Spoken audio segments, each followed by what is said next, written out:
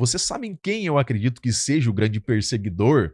E nesse, cadê ele? Cadê a referência do X? E realmente, ela era fofinha mesmo. A não ser que o nome e o projeto em si é que tenham dado origem ao vilão. E aí, meus queridos, eu espero que seja tudo maravilhosamente bem por aí e bora para mais um review do maravilhoso To Be Hero X, agora mais especificamente do arco da Loli, que embora tenha sido um pouquinho mais pacato ali que os outros, né, não teve grandes lutas, aqueles momentos estratosféricos ou aqueles pequenos momentos de fofura igual a gente teve no Daciano da Sorte, mas em todo caso a gente teve a maior revelação do anime até agora, onde a gente começa ali a conseguir encaixar algumas peças. Ou ao menos parece que tá ficando mais claro o que tá rolando, se eu não estiver fazendo mais confusão ainda. Só pra deixar dito aqui, é óbvio que a gente vai ter muito spoiler do início ao final, até porque a gente tá falando sobre o geral da história, mais especificamente os episódios 13 e 14. Tivemos mais um arco cheio de heróis novos e antigos, um pouco mais do entendimento sobre o fator do medo, assim bem como sinais do grande vilão Zero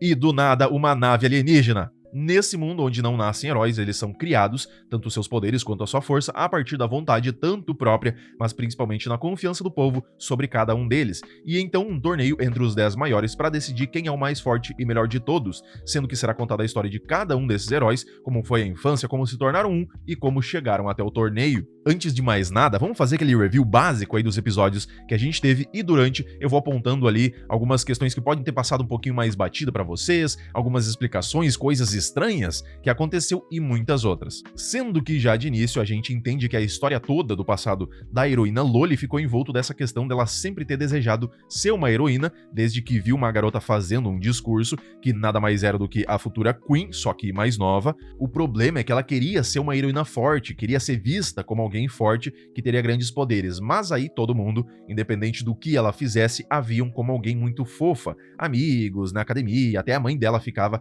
recordando o passado dizendo, olha como ela era fofinha. E realmente, ela era fofinha mesmo. Quanto mais tentava ser durona, mais bonitinha ela parecia, até que em uma última tentativa ia cortar o seu próprio cabelo quando escuta uma notícia na TV falando sobre o herói DJ, que ironicamente foi tanto o início para a ideia do traje para ela, quanto também o início dos seus maiores atos de heroísmo de fato, onde dizia que esse cara tinha alcançado o topo nos torneios ranqueados há mais ou menos 15 anos atrás, porém depois foi decaindo, perdendo visibilidade e fama. Mais à frente ainda a gente fica sabendo que ele se tornou o herói a conquistar o posto de X mais rápido da história. Só que aí, como dizem, né, quanto maior a altura, maior a queda, e na mesma velocidade que ele subiu, ele também caiu de uma hora para outra. Mas beleza, ela tem a ideia de criar algo que esconda a fofura dela, utilizando itens ali, ferramentas e outras coisas do seu pai, que é um cientista renomado e cheio das bugigangas úteis, assim projetando um traje de batalha. Que ok, ficou legal, embora meio esquisito, meio estilo Frankenstein, mas foi o que ajudou, na hora de salvar uma garota na rua, a se livrar de um perseguidor obsessivo. E que não foi qualquer perseguidor, ele realmente era muito forte. Por mais que a armadura dela tenha sido feita meio que às pressas ali, ele deu muito trabalho. Mas também vale ressaltar que a armadura dela tem bons detalhes ali, até conseguindo indicar de onde vem o próximo ataque, mas tivemos uma luta bem executada, bem coreografada e animada, a utilização de técnicas é uma delícia nesse anime, porém, quando esse perseguidor consegue arrancar o capacete da armadura e vê que é a Loli, ou que é uma garota fofa, ele simplesmente se curva e vai embora.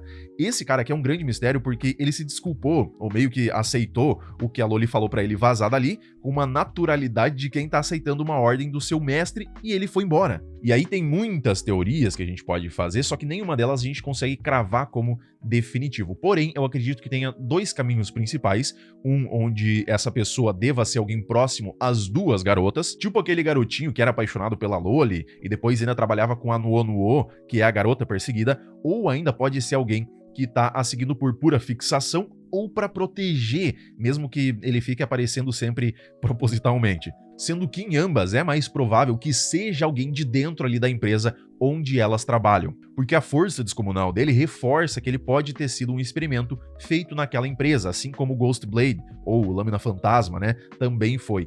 E aí, por ser de lá, ou ele pode ter visto ela trabalhando e teve uma fixação louca, ou tem a missão de protegê-la. E talvez até o pai da Nuo, que segundo ela, ele morreu quando ela tinha só 3 anos de idade. Em todo caso, é algo sem definição ainda, mas na parte das teorias eu vou abordar um pouquinho mais esse tema aqui, porque eu tenho uma que eu acho muito plausível de quem seja de fato essa pessoa. Depois dessa treta toda, o pai da Loli descobre e fica putaço com isso que ela fez e por ter se metido em perigo, mas em vez de só tirar a armadura dela, colocá-la de castigo, alguma coisa assim, ele levou ela para trabalhar na mesma empresa que ele, no que ela quisesse ainda, que foi a criação de uma nova e melhor armadura, junto da ajuda da Nuo. E depois, no final do episódio 13 e entrada do 14, a gente tem o ex-herói DJ já desligado da FOMO, indo atacar essa outra empresa, indo direto para os locais de pesquisa. Aqui, antes de mais nada, a gente pode voltar a falar do Perseguidor de novo, porque ele aparece ali de relance, ligando pra Nuo, que tava meio beldaça, enquanto o DJ tava atacando a empresa,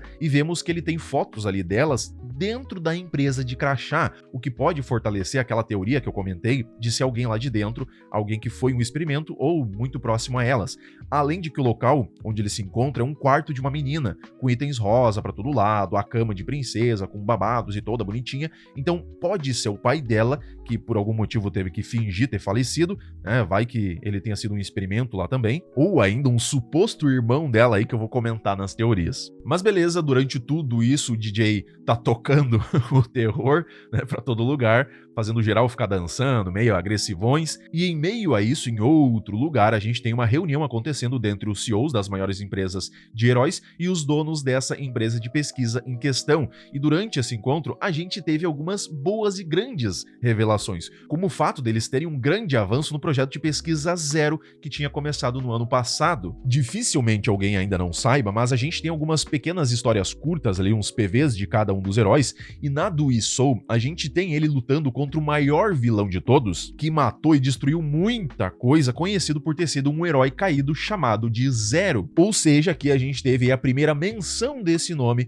no anime, o que me causou uma certa confusão, porque parece que essa luta entre o Isou e o grande vilão Zero aconteceu há muito tempo atrás, antes de qualquer um desses novos heróis que a gente está acompanhando suas histórias tivessem surgido. Mas a maneira como eles disseram aqui, até que é um projeto sigiloso, pode indicar que essa foi a criação, o início do vilão Zero, até porque o pai da Loli explica que esse projeto Zero na realidade se iniciou depois do incidente no orfanato, lá da Ciano da Sorte, onde pela primeira vez eles tiveram ciência de um poder do medo que também dava poder às pessoas, só que de uma forma mais descontrolada. E eles não iam utilizar o nome do maior vilão já visto naquele mundo para colocar num projeto, a não ser que o nome e o projeto em si é que tenham dado origem ao vilão. E eles estavam com esse poder do medo numas espécies de câmaras cilíndricas, essas que já estavam sendo atacadas pelo DJ, que continuava a tocar o terror,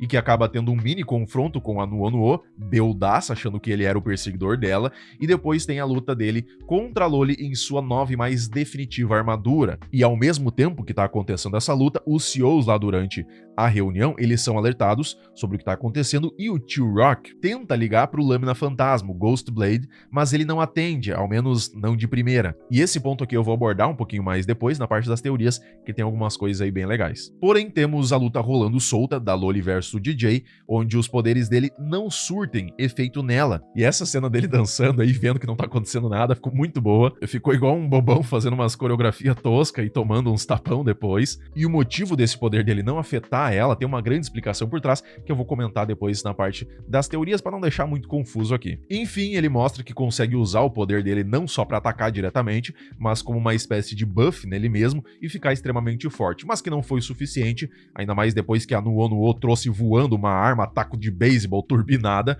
pra Loli acabar com o DJ, fazendo-o sair voando e quebrar um dos cilindros que o poder do medo estava armazenado. E enquanto o pessoal todo começa a sair dali, porque um dos pesquisadores até disse que era perigoso, o poder do medo começa a tomar conta do corpo do DJ. Já na entrada da empresa, além do Ghost Blade, que chegou para resolver esse problema todo, o pai da Loli estava apavorado que ela deu mais uma de heroína, mas enfim, entendendo que ela realmente não apenas queria ser uma, como de fato agora é e acabou de salvar muitas pessoas, além de que ela conseguiu de alguma forma segurar o poder do medo sem ser infectada por ele, que isso também eu vou deixar pra falar na parte das teorias, porque tem um todo ali muito maior. Na sequência, o Lâmina Fantasma chegando no local, todo destruído, o medo vazando pra todo lado, porém o DJ já não tava mais nesse lugar, e o pai da Loli falando para os donos da empresa que descobriram algumas coisas bem interessantes durante esse incidente, que tem um material que suprime completamente o poder do medo, onde ele conseguiu a partir de uma nave alienígena, sendo que eles vão retomar as pesquisas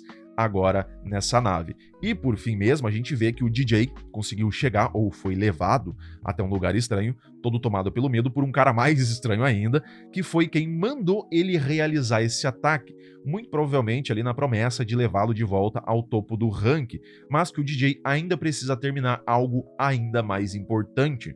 Pra quem não tá muito familiarizado com esse cara estranho aqui, ele seria um grande vilão que estaria por trás de toda uma conspiração ali e que tenta tanto manipular a Torre dos Heróis, quanto provavelmente ainda pode já ter alguém infiltrado dentre eles. Tanto que isso fica um pouquinho mais claro quando a gente olha para a abertura do anime e ele aparece representado com uma mão tendo controle sobre a Torre dos Heróis. Indo para a parte das teorias, que eu gosto pra caramba de falar isso, vamos começar direto com esse final aqui mesmo, que caso você tenha pulado direto para essa parte do vídeo, seria sobre quem é esse carinha que aparece no final ali falando com o DJ todo ferrado pelo poder do medo. Ele poderia ser desde um dos primeiros X, um herói esquecido, um experimento que deu errado dessa empresa, porém alguém que no final tá querendo ali subverter o sistema de confiança e instaurar um novo regime baseado no medo. E isso aí pode ter ligação com o momento em que o Ghostblade ligou para alguém antes de falar com o T-Rock. Quando o DJ estava atacando esse centro de pesquisas, o T-Rock tentou falar com ele,